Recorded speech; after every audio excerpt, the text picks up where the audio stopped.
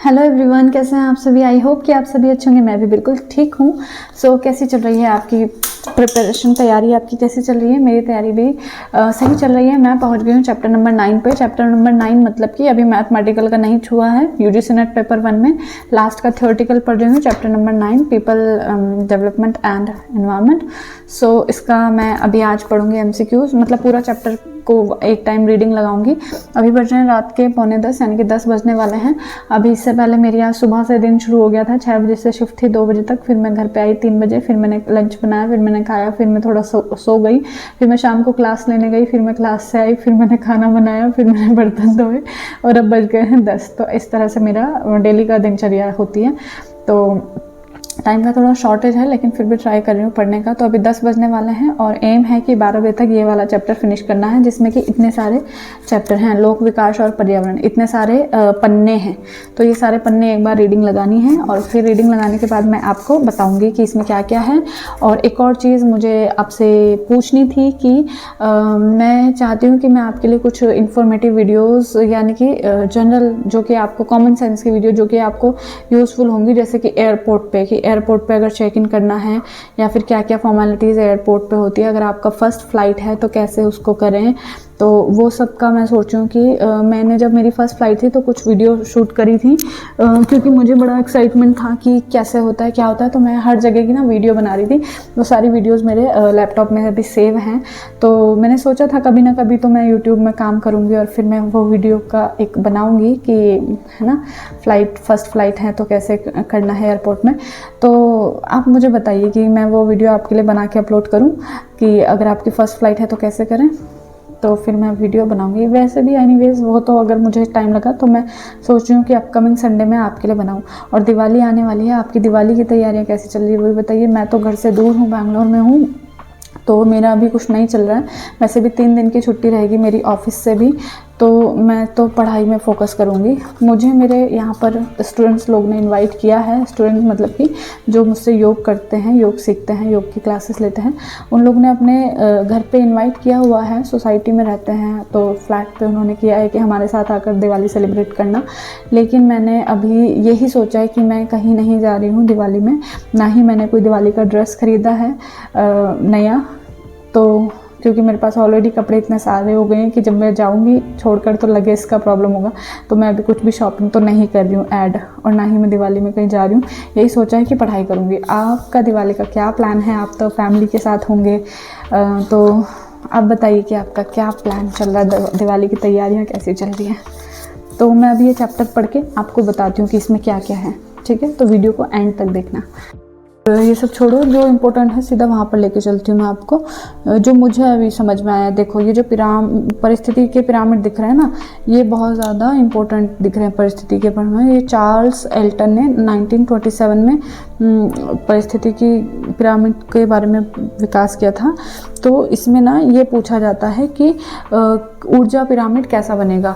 तो ऊर्जा का जो स्थलीय पिरामिड है ना, वो तो ऑलवेज ऊर्ध्वाधर बनेगा, और जो जलीय पिरामिड है वो भी ऊर्ध्वाधर बनेगा। और फिर है कि जैव द्रव्यमान का पिरामिड कैसा बनेगा। तो जैव द्रव्यमान का स्थलीय पिरामिड ऊर्ध्वाधर बनेगा, जैव द्रव्यमान का जलीय पिरामिड अक्सर उल्टा बनेगा। फिर संख्या पिरामिड कैसा बनेगा, ऐसा बनेगा, सामान्यतः ऊर्ध्वाधर।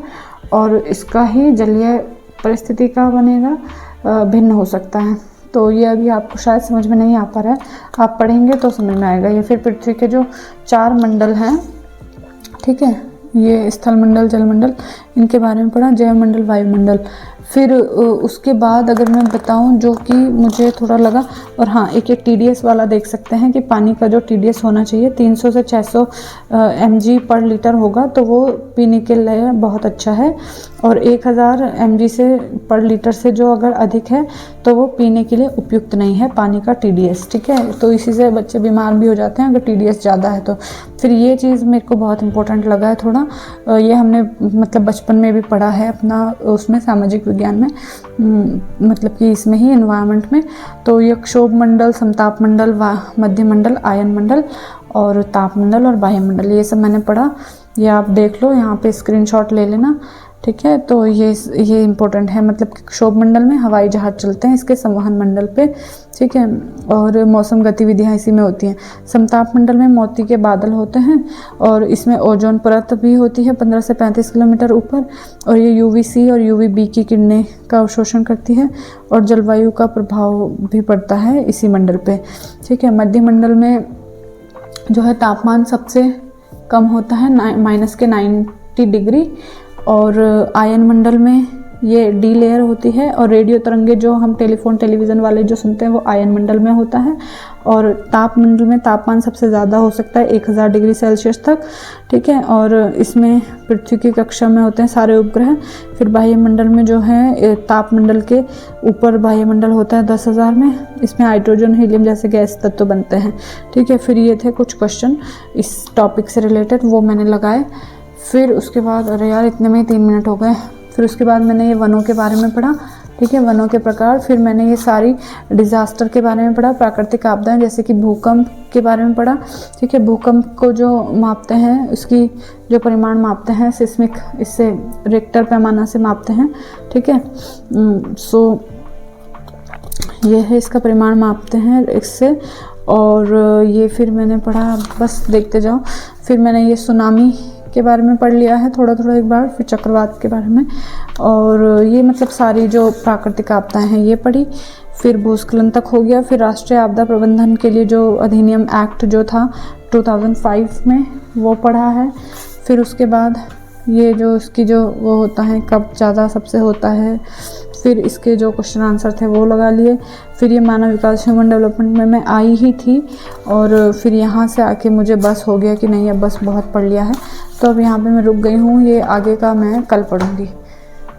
तो अभी बज गए हैं 11, पौने 10 बजे मैंने स्टार्ट किया, और मैंने सोचा था कि मैं ये वाला पूरा चैप्टर पढ़ लूँगी, लोक विकास एवं पर्यावरण, लेकिन इसमें है पूरे 71 पेजेस, और मैं सोच रही थी कि भाई आज ही इसे निपटा दूँगी, लेकिन लिटरली मैं सिर्फ 20 पेजेस ही पढ़ पाई हूँ। पता है, इतना 20 पेजेस पढ़ने के बाद मैं ऐसी हो गई पूरी एग्जॉस्टेड, मेरा ब्रेन का दिमाग का ऐसा हो गया पूरा घूम गया, क्योंकि मैंने बहुत सारे अलग अलग टॉपिक पढ़े हैं। तो भाई 20 पेजेस ही मैं पढ़ पाई हूँ, और टोटल 71 हैं, तो 71 में से टोटल गए अभी 51 और भी हैं, मतलब कि और 2 दिन मुझे एटलीस्ट इसको कंप्लीट करने के लिए चाहिए।